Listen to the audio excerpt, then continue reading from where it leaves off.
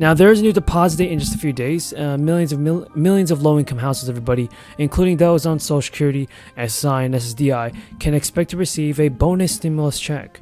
These payments have been approved by the government to help Americans with the rising cost of living, and the checks will start going out in several batches. A larger number of individual states have taken it upon themselves to provide some household budget relief to the residents that are still struggling with the enduring high cost of goods, gas, due to inflation. Many states have already sent out payments to residents to combat economic pressures, and some states have already established inflation stimulus programs. They're just getting around to issuing relief checks to the residents now. The Hawaii Governor David Ige has also announced that taxpayers will start receiving their tax refunds next week. Currently, around 600,000 Hawaii taxpayers are scheduled to approximately receive $300 million in tax refunds. In the first round of refund distributions, 100,000 taxpayers will receive the refunds either through direct deposit or by mail, and the Department of Taxation says 2 additional distribution dates are scheduled, which should actually complete the bulk of direct deposit refunds. Taxpayers receiving the refund checks by mail and who filed by tax returns by July 31st should receive their checks by the end of the month. And also, it is important to remember that taxpayers who request an electronic direct deposit will receive the refund through the same bank account. Now, the legislation provides checks for $300 or $100, and it all depends on the resident's filing status and federally adjusted gross income. And the governor also said that it is my hope that $300 million in tax individual filers and up to $500 for joint filers. According to the Virginia tax website, you are eligible if you had a tax liability last year. And taxpayers in Virginia also soon hope to be getting a $250 rebate for individual filers.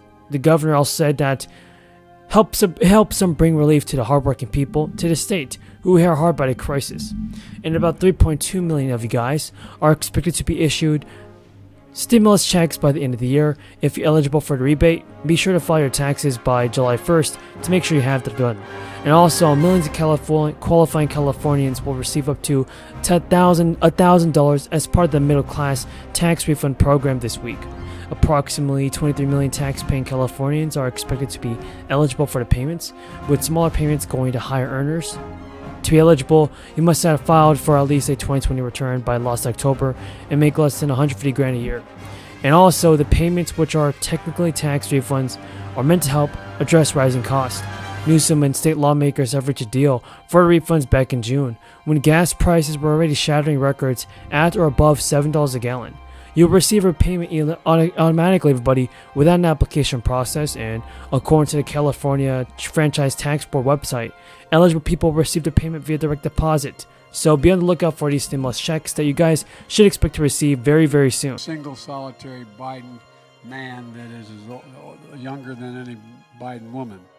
And my wife, by the way, at a community college, my wife is teaching today. My wife is a full-time college professor at a community college. And look, I'm here today because I want to share the progress we're making to bring down the healthcare costs for everybody. And thanks to Democrats in Congress like Lou and also Katie. And Katie's, Katie's just been a star. You can tell she's not passionate about much, and you can tell she's a retiring soul. But all kidding aside, a policy whiz who knows how to talk to folks, a fighter who's taken on a powerful special interest. And we've seen it all.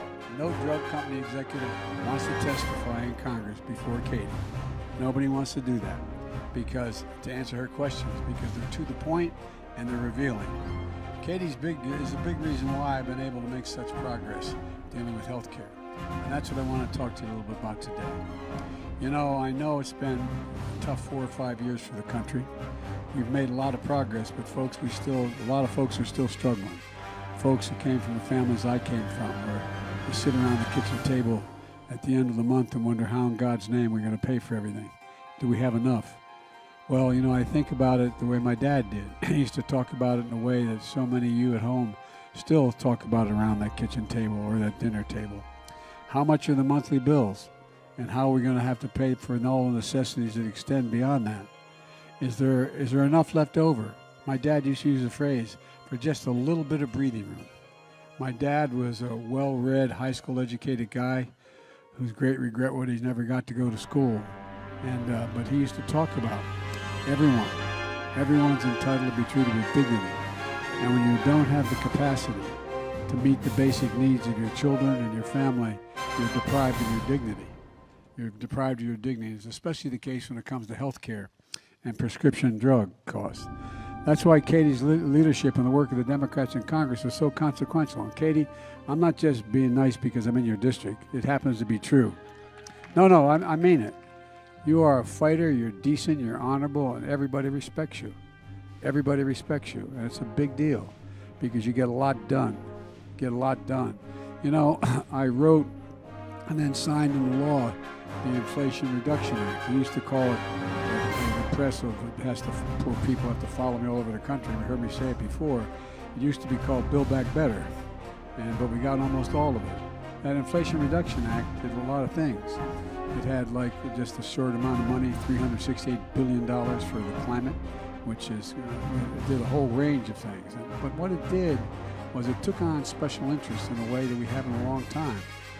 I know I don't look it, but I've been around for a while. And it's one of the most significant laws in our history when it comes to helping families pay their bills at the end of the month. Look, take the prescription drug cost. We pay more for prescription drugs than any nation in the world for the same, not drugs generically, the same exact drug. The cost of that drug by the same company sold in France and the United States is sometimes 25% cheaper, or Canada, or any other place I can name for you. And there's no reason for it because Big Pharma has been just a dominant force. Katie laid out. Many of you are wondering whether your state or city is sending out their own fourth stimulus check, so in this video, I'll be sharing with you the details of the latest state stimulus relief plans, as well as what President Biden is doing to make a few changes to his fourth stimulus package. States are seeing some of the highest gas prices in U.S. history. AAA reports that a national average for a gallon of gas is $4.95 a gallon. The average across Idaho is about $5.03. Both averages are up in recent days, and Democratic representatives and his colleagues sent a letter to the governor of Idaho proposing a new crisis relief idea. The Democratic representatives said that they're proposing that they do a special session and meet for the sole purpose of considering a gas tax holiday piece of legislation. So a special session can only be held and called by the governor.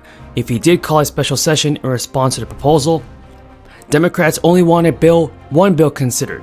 This bill would essentially pursue Idaho's tax gas for 6 months. The current gas tax in Idaho is at 32 cents a gallon, meaning people in Idaho will get some relief at the pump. And the representative said it's a great way to get that money back in pockets of people in Idaho who are just there saying to go and spend the money on the economy.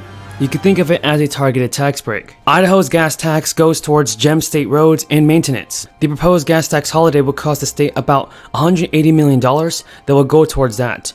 And these two Democratic representatives point to the state's budget surplus as a solution to making that fund whole.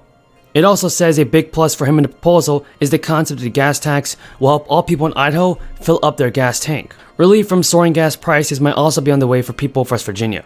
During a regular briefing this week, the West Virginia governor said that he is considering calling a special session of the state legislature, and he said that the gas tax holiday is at the top of the list of issues that he potentially brings to the table. According to CNN, the fastest and most effective way to protect vulnerable citizens from the impacts of global economic instability is to provide direct payment from the IRS, similar to the 3 stimulus checks that were sent to families during the height of the crisis.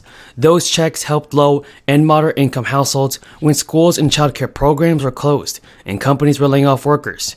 Democratic Representative Mike Thompson, John Larson, and Lauren Underwood introduced the Gas Rebate Act of 2022 while still in its early stages. The bill will provide eligible taxpayers with a $100 monthly energy rebate and an additional $100 per dependent.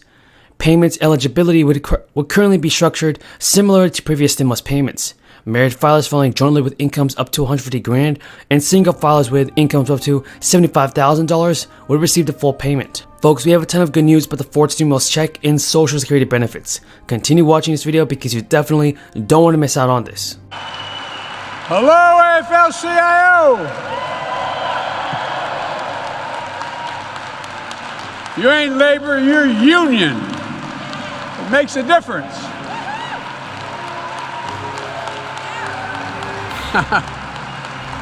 It's good to be home.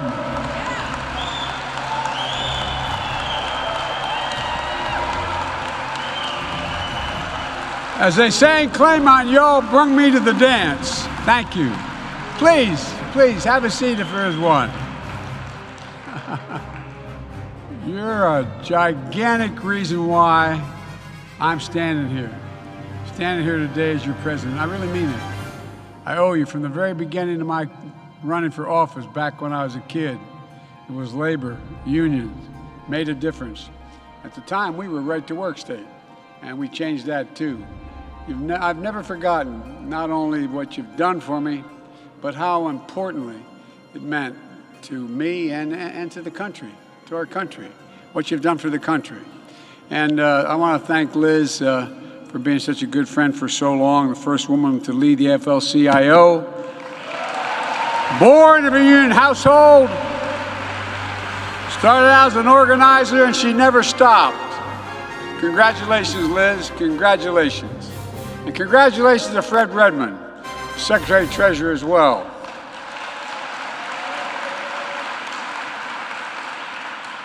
I hope your daughter-in-law knows she's married into a union family.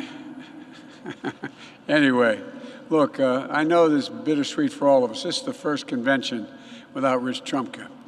Rich was not only a legendary labor leader, he literally was a close friend to me and to so many of you, a true friend. Particularly there when things weren't going well, he was always there. Above all, he was an American worker. No matter how high he rose through the ranks, he never forgot where he came from. We use that phrase all the time, never forget where you came from. He never forgot where he came from or what this work is all about. You know, before Rich passed, he gave me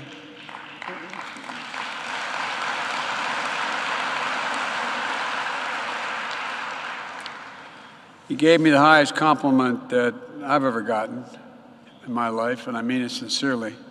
He called me, what your president just did, the most pro-union president in history. I promised you I would be, and I commit to you as long as I have this job, I will remain that.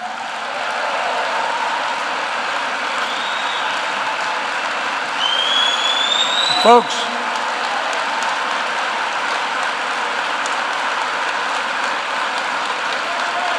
thank you.